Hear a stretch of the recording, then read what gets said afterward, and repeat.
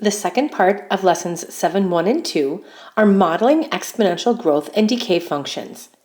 When we look at our template for an exponential function, y equals ab to the x, modeling application questions lets us not have to worry about the h and the k. We're not translating a graph left or right and up or down. We do want to focus, though, on what the specific parts of the equation represent. Take a moment to write out y equals a times b to the x, and then give yourself some space for a, b, x, and y. Pause the video and write those down, and then press play, and we'll fill in the blanks. As we define the values for y equals ab to the x, this exponential function, the a value that's out in front represents whatever your original amount is. And this could be population of a city, it could be the value of something, just whatever you're starting with. The b value that has the exponent attached to it is your growth or decay factor. And we have to calculate that. To do so, we take 100% and we either add or subtract the rate. And we'll do that within those problems. But we always start with 100%. That represents the original percent value of A. Now, X is simply going to be time. And more often than not, we label our time value in years. Once you have these things in place, whatever number you plug in for X, you can use your calculator to determine your output, Y, which is the new amount.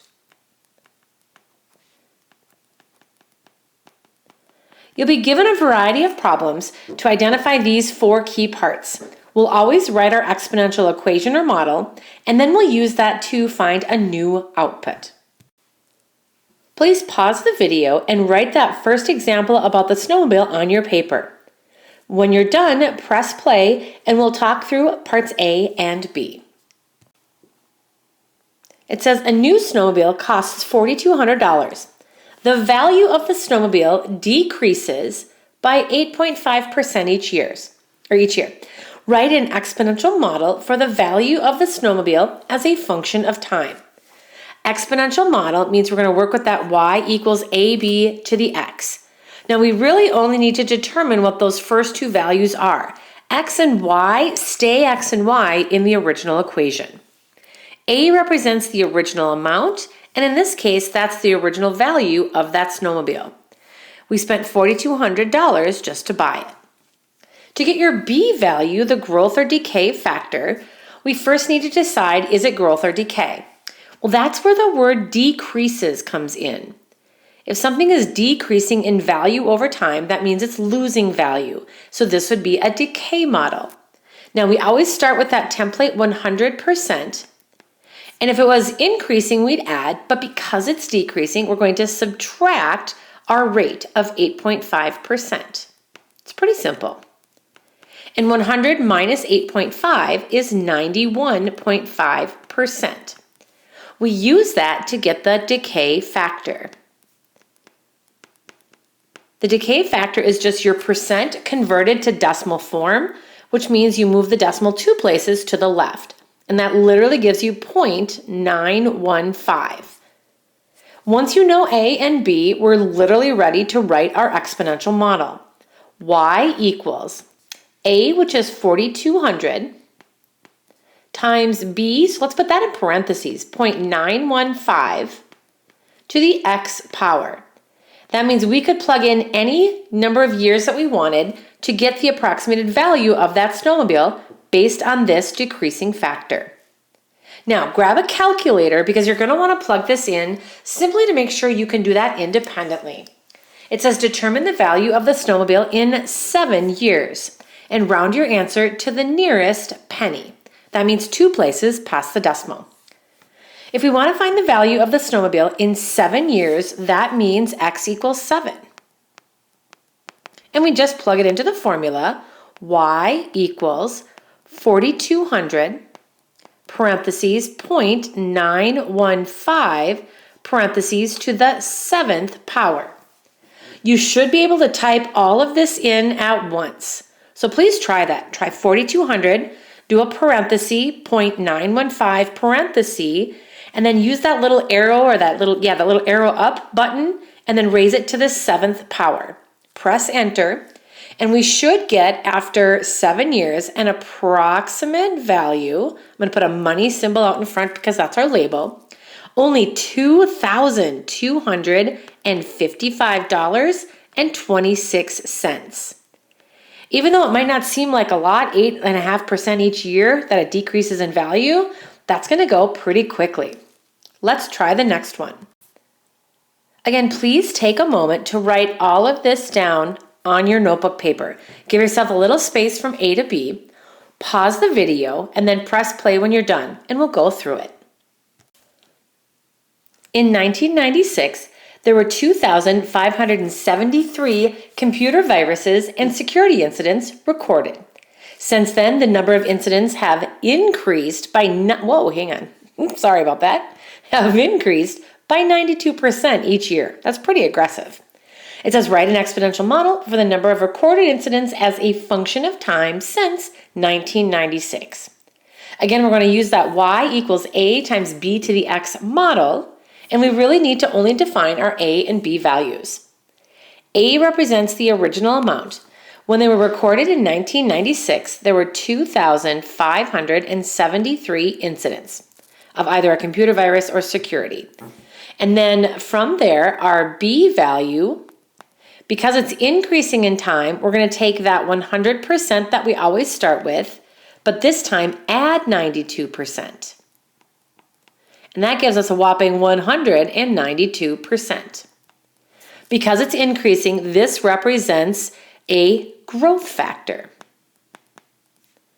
And what you'll notice is that growth factor answers are always going to be decimals bigger than 1, but decay factor answers up above are always going to be decimals between 0 and 1.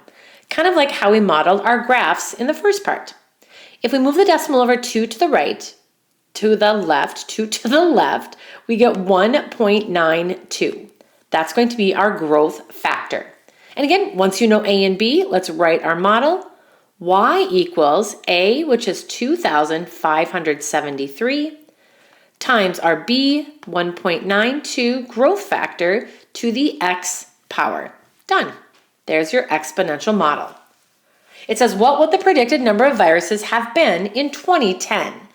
So now we have to be careful in how we interpret this model.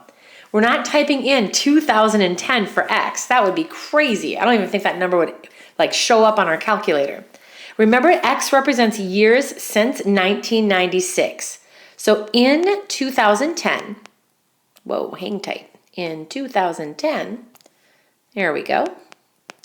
X will equal 2010 minus 1996. That tells you how many years it's been since 1996, and that would be 14. So that's what we're going to actually plug in for x. We'll get y equals 2,573 times 1.92 to the 14th power. All right, type that in and see what you get. 2,573 times 1.92 to the 14th power is approximately, and this is a pretty big answer, 23,804,000. And if we think about our rounding rule for this, we're not going to have part of an incident. This will be like a whole incident. So that's going to be, I believe, 386. I think I got that on my paper correct. And our label would be incidents. That's quite a few in just 14 years. Quite a big difference from what it was in 1996. The last part of our lesson for the application piece of 7.1 and 7.2 talks about interest. And interest is money earned to on an original amount at a given rate over time. So again, pause the video, give yourself some space to write this compounded interest formula. And then over on the right, we're going to define those variables. We're going to focus specifically on what the letter N represents as it's written twice in that equation. And then we've got that example at the bottom. So take a moment, pause the video, please write all of this out, and then when you're ready, press play, and we'll define those variables and go from there. I wanted to start off by zooming in on this formula to make sure that you are very detailed when you have it written on your notebook paper. Notice it's A equals P, and A and P are capitalized. That's important. Parentheses, 1 plus R over N. So notice that's all in parentheses right there. And then the exponent is this product, N times T. Please make sure you have that written clearly on your paper in a space where you could either highlight it or it's kind of separate from everything else. That way it's a quick find when you need it. Over on the right, let's define what those values mean. We have A, P, R, N, and T. Now pretty consistently, kind of like exponential growth, we're going to have an original amount, and that's what P stands for. That's your original investment or amount.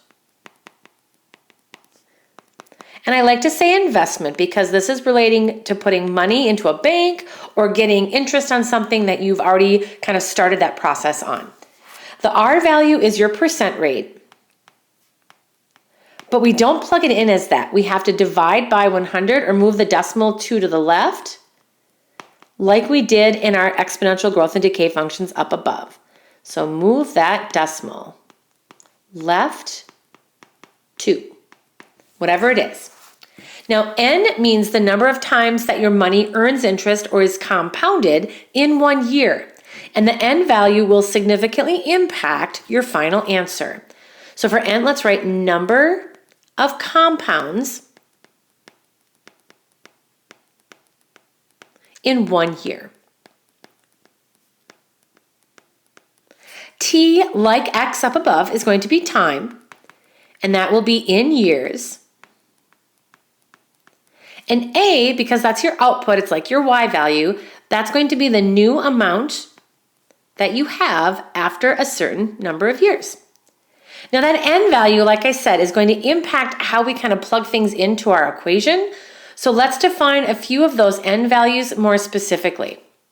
If we earn interest compounded yearly, that's just once per year. That simply means N will equal 1. And that's pretty common, like what you would have in a savings account. Their bank's not probably going to give you a whole bunch of money all year long, but yearly, once a year, seems like a fair option for you to put your money in that bank. Now, semi-annually means twice per year, and that would indicate that N equals 2. Quarterly means there are 4 kind of times throughout the year, N equals 4. Now, the more specific we get and the bigger the N value, the more money you're going to get over time. So it's kind of nice. Monthly, well, there are 12 months in a year. That means you get 12 times of compounded interest in 1 year. Daily will default daily to 365, not including the leap year, kind of like this year, but typically it would be 365 days.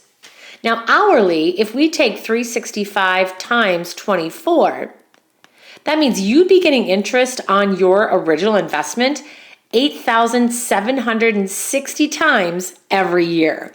Pretty likely you're not going to get hourly interest compounded for your original investment, but you never know. All right, our last example, you definitely want a calculator for this. If you deposit $4,000 into an account that pays 4.5% interest, how much money would you have after 8 years if your interest is compounded in one of these 2 ways? Before we get to A and B, let's define our key features that are consistent. The original investment is $4,000. That's not going to change. Our rate is 4.5%, but remember we have to move that decimal over 2 places to the left. So in our formula, we're going to type in 0.045. And our time, I'm out of space here, hang tight. Our time, we'll slide that over there. There we go. We know is consistent at 8 years. All right, so now the only value that's going to impact our final answer is the N value. How many times our value or our money is going to be compounded in a given year. We'll start with yearly. That's pretty common, like I said before. That means N equals 1. So as is, if we type in everything that we know about this problem, capital A equals P, which is $4,000, times 1 plus R over N, which is 0.045 over 1. See, I'm just typing everything in as is. to the n times t power, 1 times 8. When you have 1 in your denominator right here, we can just add these two together. And that would give us $4,000. 1 plus 0.045 is literally just 1.045. So notice this becomes an exponential growth model because our decimal on the inside is greater than 1. 1 times 8 is 8. Once everything's simplified, literally plug that in. 4,000 parenthesis, 1.045 parenthesis to the 8th power. Press enter when you're done, and you should get approximately $5,688.40. We always go to the nearest penny, so 2 places past the decimal. Last but not least, quarterly is where we have to do a little bit more detail with our process. Quarterly means you're going to get interest compounded 4 different times throughout that year, pretty much every 3 months.